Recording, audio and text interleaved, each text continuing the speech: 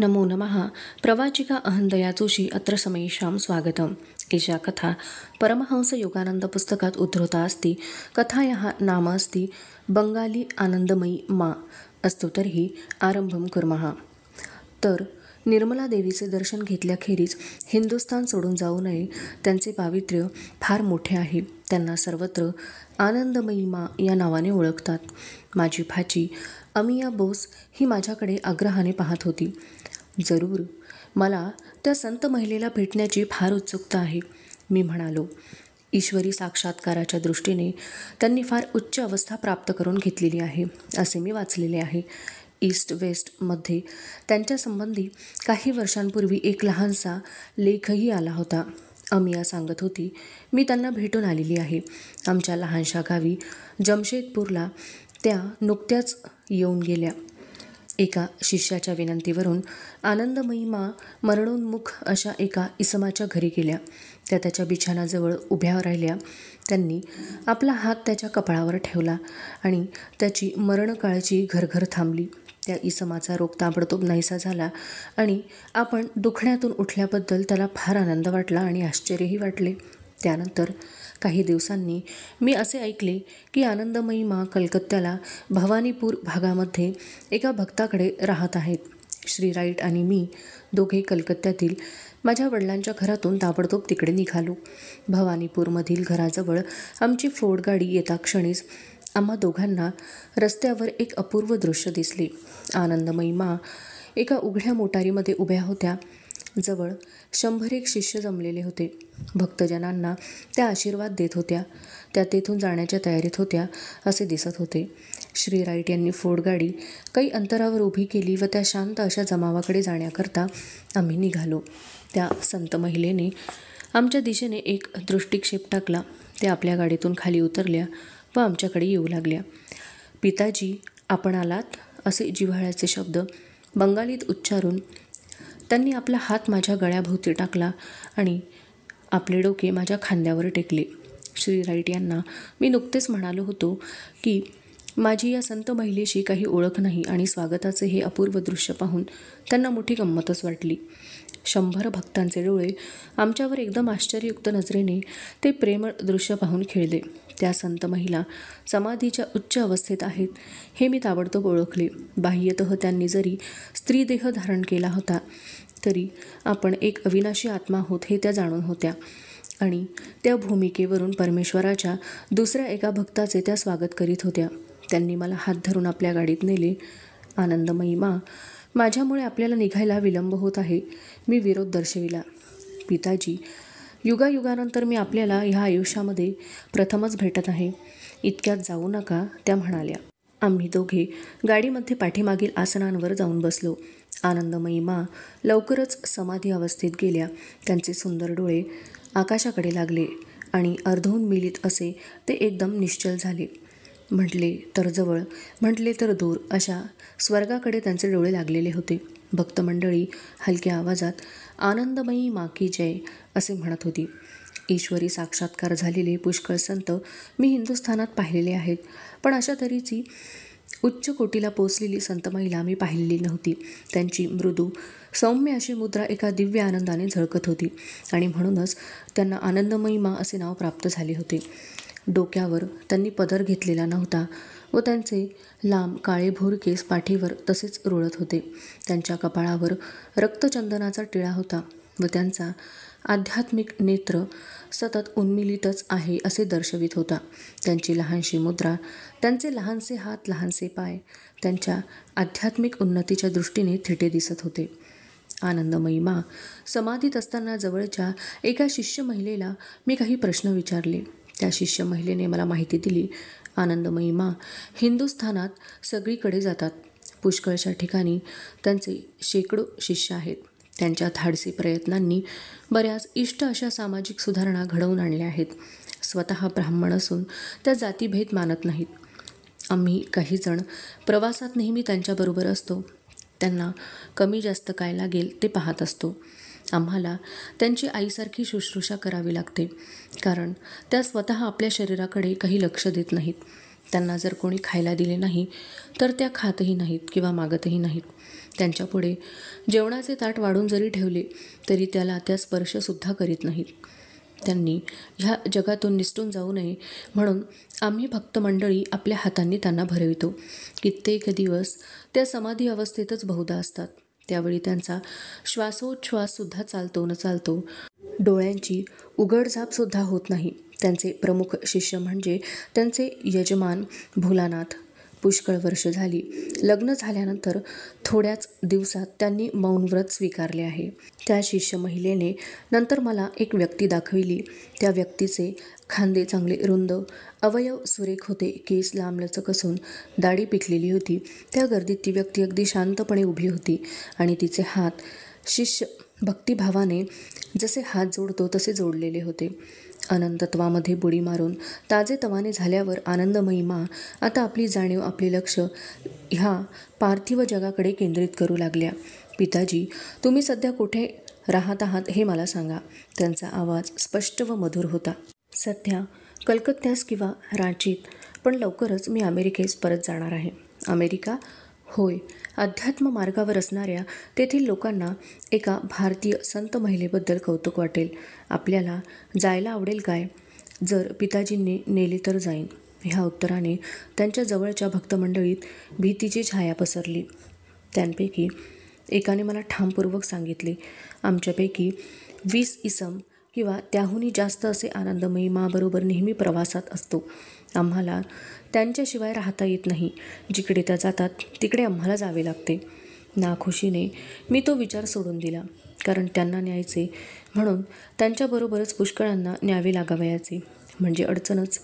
निदान आपल्या भक्तमंडळींबरोबर रांचीला या. त्यांचा निरोप घेता घेता मी म्हणालो, परमेश्वराचे अर्भक म्हणून तुम्ही स्वतःला मानता तेव्हा शाळेमधील लहानग्यांची सोबत तुम्हाला फार आवडेल. जेव्हाही पिताजी मला नेतील तेव्हा मी आनंदाने जाईन. त्यानंतर थोड्याच दिवसांनी त्या संत महिला येणार म्हणून रांची विद्यालयात एकदम गडबड उडून गेली. मुलांनी त्या आता कोणत्याही दिवशी येतील म्हणून त्या उत्सवाची वाट पाहावयास सुरुवात केली. अभ्यास बंद होणार. तासनतास संगीत आणि सगळ्यात वर कडी म्हणजे एक मोठे जेवण, मेजवानी. जय हो, आनंदमयी माँ की जय. संत महिला आणि त्यांच्याबरोबरची मंडळी ही जेव्हा शाळेच्या दरवाजातून आत आली तेव्हा उत्साहपूर्ण छोट्या छोट्या कंठांतून मोठ्या संख्येने वरील तालस्वर निनादून उठला. झेंडूच्या फुलांचा नुसता वर्षाव झाला. झांजा जोराजोराने वाजू लागल्या. शंख फुंकले गेले आणि मृदंगावर जोराचा ठेका बसू लागला. आनंदमयी माँ यांनी त्या कोवळ्या उन्हात शाळेच्या मैदानावरून थोडासा फेरफटका मारला. त्यांची मुद्रा हसरी होती. त्या सदैव आपल्या हृदयात सहज वाहून नेणारा स्वर्गीय आनंद बाळगीत होत्या. इथे कसे सगळे छान आहे. आनंदमयी माँना मी मुख्य इमारतीत नेताना त्यांनी प्रशंसेचे उद्गार काढले. त्या माझ्या शेजारी बसल्या. त्यांच्या मुद्रेवर बालसदृश स्मित विराजत होते. अगदी जिवलग मित्रासारख्या असूनही त्यांच्या भोवती एक प्रकारच्या परकेपणाचे वलय दिसून येत होते. अशा तऱ्हेने त्यांच्यामध्ये सर्व व्यापकता असूनही तुटकपणाचाही विरोधाभास दिसून येत होता. आपल्या जीवनचरित्राबद्दल मला काही सांगाल काय? पिताजींना सगळे काही माहीत आहे. त्याची पुनरुक्ती कशाला?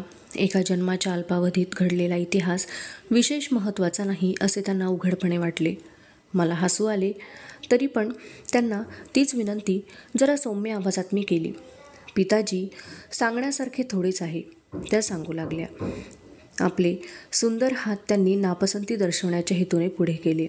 माझी जाणीव ह्या नश्वर देहाशी कधीच निगडीत संबद्ध राहिलेली नाही. पिताजी, त्या जगात जन्मास येण्यापूर्वी मी तशीच होते. लहान मुलगी असताना तशीच होते. पुढे बाई झाले तरी तशीच राहिले. पुढे घरातल्या माणसांनी या देहाचे लग्न करण्याचे ठरवले तरी मी तशीच होते. आणि पिताजी, आताही तुमच्यासमोर आहे तरी तशीच आहे. आणि यापुढेही अनंततेच्या दालनात चालत असलेल्या माझ्या भोवतीचा हा सृष्टीचा नाच जरी बदलत राहिला तरीही मी तशीच राहीन. आणि त्यानंतर मग आनंदमयींना गाढ अशी ध्यानाची अवस्था आली. त्यांचे शरीर अगदी पुतळ्यासारखे निश्चल झाले. त्या आपल्या राज्यात, जेथून नेहमी त्यांना बोलावणे येत असते, अशा राज्यात निघून गेल्या. त्यांच्या डोळ्यांच्या काळ्या खाचा निर्जीव काचेसारख्या दिसू लागल्या. जेव्हा संत लोक आपली जाणीव पार्थिव शरीरातून बाहेर काढून घेतात, तेव्हा त्यांचे डोळे असेच दिसतात.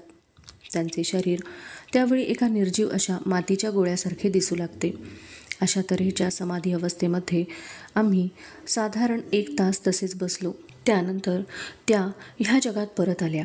त्यावेळी त्यांच्या मुद्रेवर एक मृदू हास्य विराजत होते. आनंदमयी मा, मी म्हणालो, कृपा करून माझ्याबरोबर बागेत येता का? मी राईट यांना काही फोटो घ्यायचे आहेत. पिताजी, जरूर, आपली इच्छा तीच माझी इच्छा. ज्यावेळी श्री राईट त्यांचे फोटो घेत होते, त्यावेळी त्यांच्या तेजस्वी नेत्रात कधीही कमी जास्त न होणारे असे दिव्य तेज चमकत होते.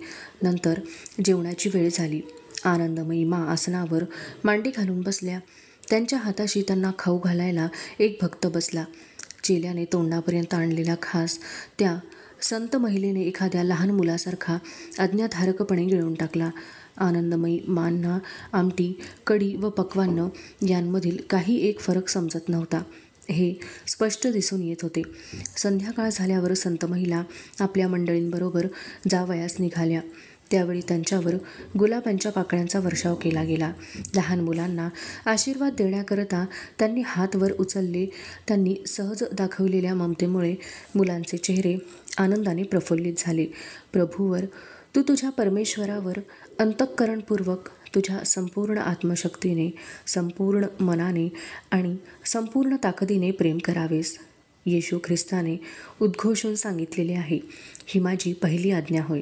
हलक्या प्रतीची प्रत्येक प्रकारची माया, आसक्ती बाजूला सारून आनंदमयी मा परमेश्वराच्या ठिकाणी आपले सर्व लक्ष, सर्वैक निष्ठा लावतात. त्या बालसदृश संत महिलेने मानवी जीवनातल्या एकमेव समस्येचा, ईश्वर सायुज्यतेची समस्या सोडवण्याचा मार्ग दाखवून दिला आहे. ती समस्या सोडवून दाखवताना त्यांनी पंडितांसारखा अर्थाचा अनर्थ किंवा अर्थाचे श्लेष किंवा अर्थाचे सूक्ष्म छेदन केले नाही. त्यांनी फक्त श्रद्धापूर्ण असे निखालस तर्कशास्त्र वापरले. मनुष्य प्राणी साधे, सहज, सुलभ तत्व विसरून गेलेला आहे. त्याच्याऐवजी त्याने त्या सहज तत्वाला लाखो फाटे फोडलेले आहेत. ईश्वरासंबंधी एकनिष्ठपणे भक्तिभाव न दर्शविता लोकांनी आपली अश्रद्धा, नास्तिकता लपविण्याकरता दानधर्माचा, सगुणोपासनेचा, मूर्तीपूजेचा मार्ग अनुसरलेला आहे. ही परोपकाराची कृत्ये सदाचारावर आधारलेली आहेत, हे खरे, कारण एक क्षणभर तरी का होईना ती माणसाचे मन त्याच्या स्वतःकडून दुसरीकडे नेतात. पण आयुष्यात एकमेव असे जे त्याचे कर्तव्य आहे, त्या कर्तव्यातून ती परोपकाराची कृत्ये त्याची सुटका करू शकत नाहीत. माणसाचे एकमेव कर्तव्य म्हणजे येशू ख्रिस्ताने जी पहिली आज्ञा दिली आहे, तिचे पालन. श्वासोच्छ्वास करावयास परमेश्वराने मनुष्याला फुकट हवा दिली आहे. त्या हवेच्या पहिल्या श्वासाबरोबरच ईश्वरावर प्रेम करण्याचे पहिले उच्च कर्तव्य त्याने पार पाडावयास पाहिजे, हे ओघानेच येते. रांचीला भेट दिल्यानंतर आणखी एका प्रसंगी काही महिन्यांनी आनंदमयी मांच्या भेटीचा सुयोग मला आला होता. त्यावेळी त्या सेरामपूर स्टेशनवर आपल्या शिष्यांच्या मेळाव्यात गाडीची वाट पाहत उभ्या होत्या. पिताजी, मी हिमालयात जायला निघाले आहे, त्या मला सांगू लागल्या. काही दयाशील मंडळींनी डेहराडूनमध्ये आमच्याकरिता एक आश्रम बांधला आहे. त्या गाडीत चढल्या. पण मला सारखे असे आश्चर्य वाटे की समाजात असोत की गाडीत प्रवास करीत असोत, जेवण खाण करीत असोत की शांतपणे बसलेल्या असोत, त्यांचे डोळे ईश्वरापासून कधी ढळलेच नाहीत. माझ्या हृदयात मला त्यांचा आवाज अजून ऐकू येतो, अमर्याद गोडव्याचा तो प्रतिध्वनीच होय. हे पहा, आताच आणि सदैव परमात्मस्वरूपी विलीन अशी सदैव मी तशीच असते. अधुना एषा कथा समाप्तिं गता अस्तु तर्हि पुनर्मिलामः. तावन्मङ्गलं भूयात्. नमो नमः. धन्यवादः.